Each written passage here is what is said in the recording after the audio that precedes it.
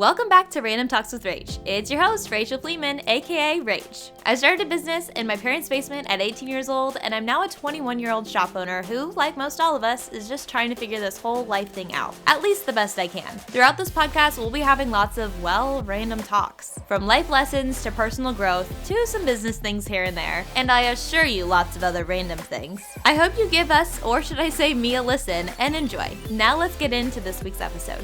Oh yeah, be sure to follow the podcast on all social media platforms to get a little behind the scenes of this wacky thing called life. Now let's get into this week's episode. Hello, and welcome back to Random Talks with Rach. It's your host, Rachel Fleeman, and today's topic, we're going to be talking all about the let them theory along with people pleasing and how to know if you're a people pleaser, how to get over being a people pleaser, everything in between. We're going to talk about the signs, why people pleasing actually isn't the best thing. It's not as good as a lot of us think it might be to be a people pleaser, and everything in between. And we're going to talk about how the let them theory really does play a role in people pleasing. Full transparency, this is the third time I have recorded this episode. The first time I filmed it yesterday, the audio, something happened with the audio and I didn't know until I went to edit it, and it's terrible. So we're just going to re-record it. We're here. It's a great day. It's a happy Wednesday. There's a lot of good things going on and I'm in a great mood. So I was like, you know what? We're just going to re-record this episode. So like I was saying, within the let them theory, basically it's just that you're going to learn to let people do what they're going to do because that's what they want to do. If they are going to treat you a certain way, let them. If they're going to speak to you a certain way, let them. If they're going to walk out of your life, let them. If they're going to love you more, let them. If they're going to do things to help you out, let them. It goes for good and bad things, but at the end of the day, it's really the theory of just letting people treat the way they're going to treat you. And the amount of peace and relaxation you will get from learning to just let people live the way that they're going to live, and that realizing that you can't change it and you can't, no matter how much you want to try to maybe help them or grow with them or do whatever it is, you can't. Everybody's on their own path. Everybody's going at their own pace. And so within the let them theory, it not only helps your personal growth, but it'll help the people around you just by learning to just let life go the way it's going to go. It's going to let you not only grow within yourself, but it's also going to show you who's truly meant to be in your life and who maybe shouldn't necessarily be in it any longer. And within the let them theory, like I was saying, it has to do with people pleasing so much. When I finally figured out that I was like, okay, people pleasing isn't what it's chalked up to be. It's not necessarily a good thing to become a people pleaser because it's not only damaging myself and like my mental state and like my personal development, but it's also not healthy for the people around me who I think I'm helping. But in reality, I'm not helping. It's hurting. And we're going to talk more about that and dive into why that's the case. I realized that the reason I was people pleasing is because I was trying to keep the peace.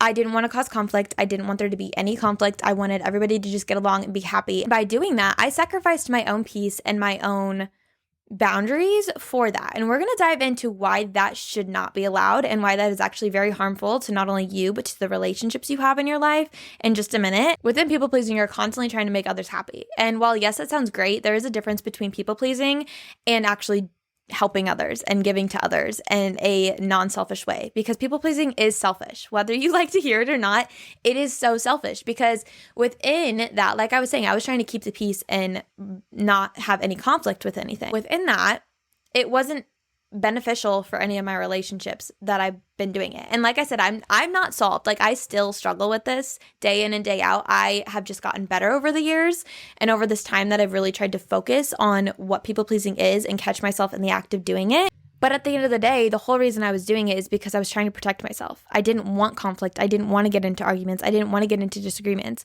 And while there's a way to do that, there's also a way to healthily communicate that in the relationship that you're in. So yes, there may be a little bit of conflict. There may be a little argument or whatever the case is. But by you trying to just agree with everybody to make everybody happy, it's just you running away from the core issue. Not to mention, when you're so consumed on helping others and giving to others and the needs of others, you completely forget about the needs of your own. You completely disregard all the needs that you have because you're so concerned about adjusting your boundaries for other people's needs. And we're going to get into that in a minute, like I was saying.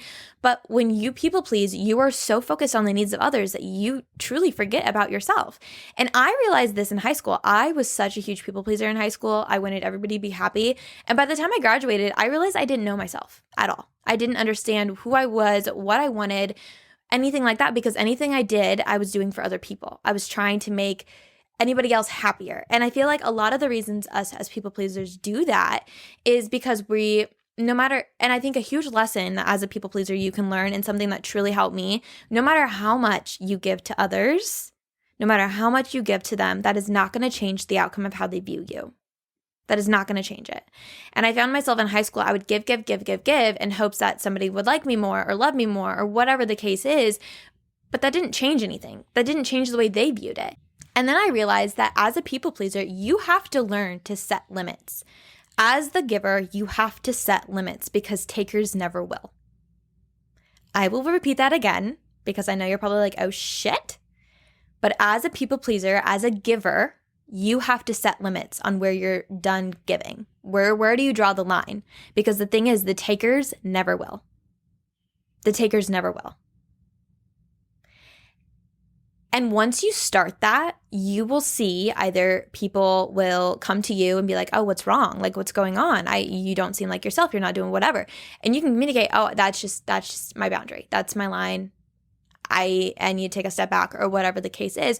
Or the takers, or as we'll call them, they'll drift away. You'll realize that relationship may not be meant for you. Now we're going to dive into the signs that you may be a people pleaser. And some of these you might be like, oh, holy moly, this is 100% me. Or you still might be on the line. And this is just a way for you to kind of take a step back and reflect on whether or not you are. And then we're going to talk about ways that you can kind of get through becoming a people pleaser and getting over it and understanding why people pleasing isn't necessarily a good thing. The first sign of being a people pleaser, or one of the signs, is that you try to please everybody. I am sorry, but that is never going to happen. You cannot please everybody. That is like, think of it when you go out in a big group or something, or like a big family dinner, or if you're part of a sorority or something, you're going out to eat, or you're catering something or whatever, going out to eat in general with a bigger group of people, or maybe it's not even a bigger group of people, it's a smaller group of people.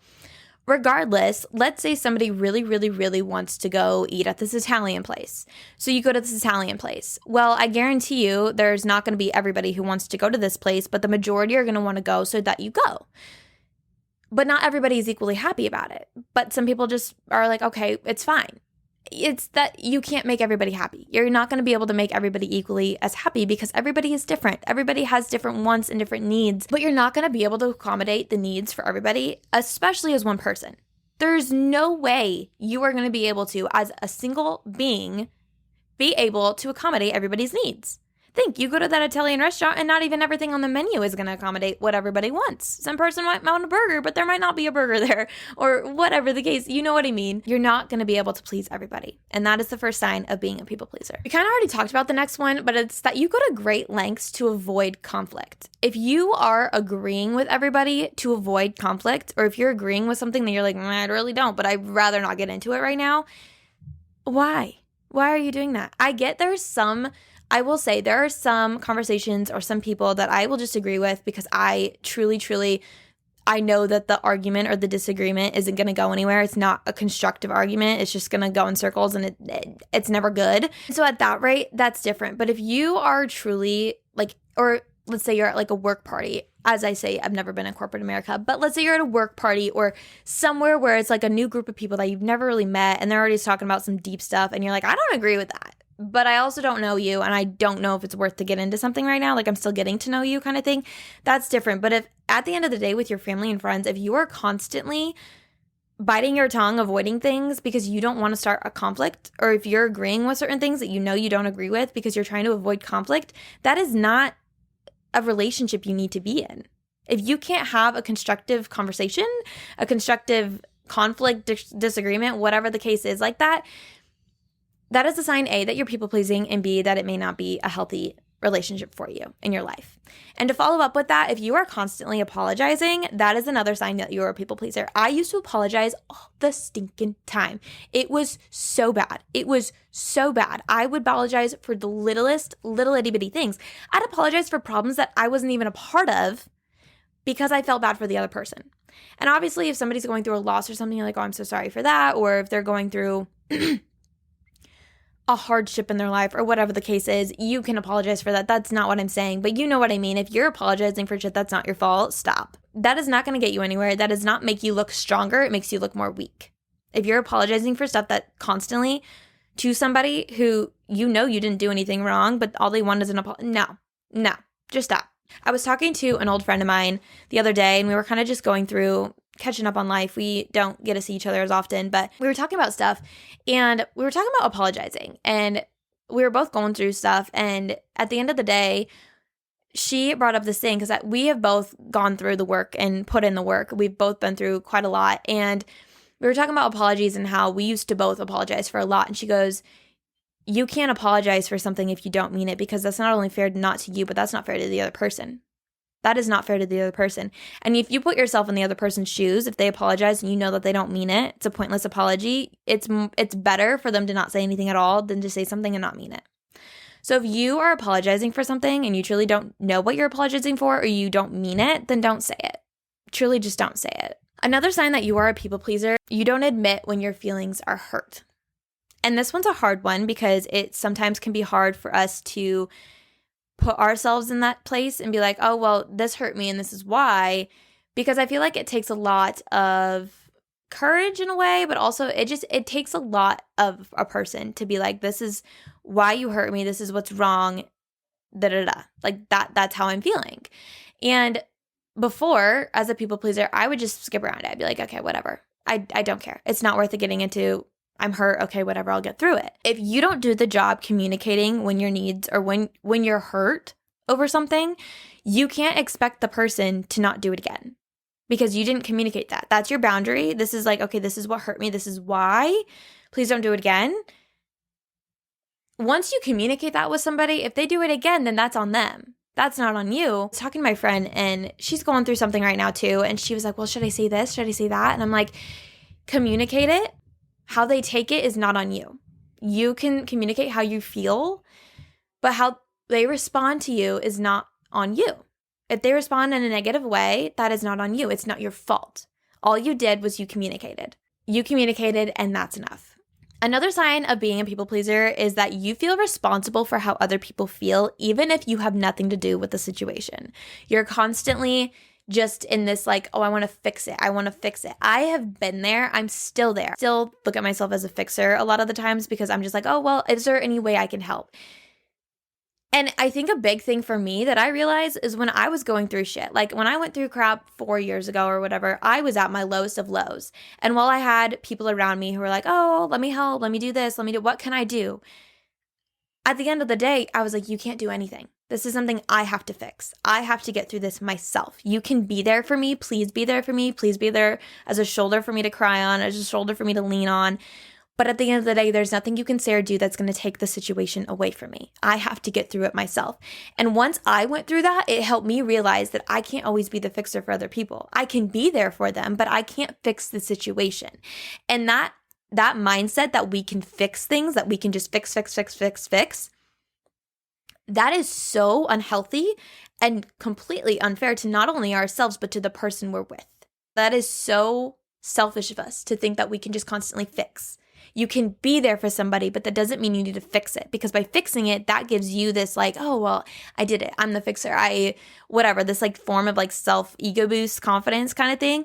But you can't fix everything. Sometimes people have to go through things themselves. They have to fix it on their own. And that's okay. That doesn't mean you need to just give them space. If they ask for space, give them space.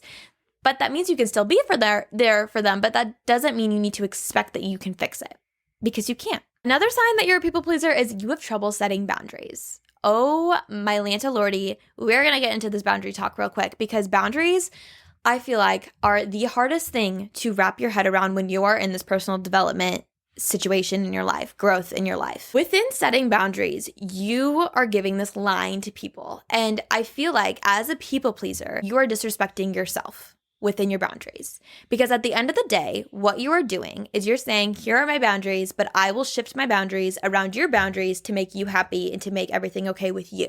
That is completely and utterly disrespectful to you. If somebody is going to come up to you and like, hey, here are my boundaries, please don't cross them. Or whatever the case is. Here, this is where I draw the line. Don't cross it. You're not going to cross it. You're not going to cross it. But if your boundaries don't match up with theirs, like a puzzle piece, think of it like a puzzle piece. You're not going to take this puzzle piece that doesn't fit into this other puzzle piece. You're not going to take that one that doesn't fit in and cut a hole around it so that the other one fits in.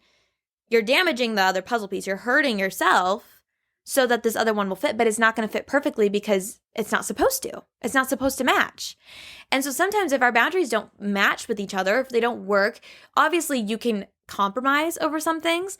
But if you try to figure your boundaries like that puzzle piece and fit them into the other one, it's not going to match equally.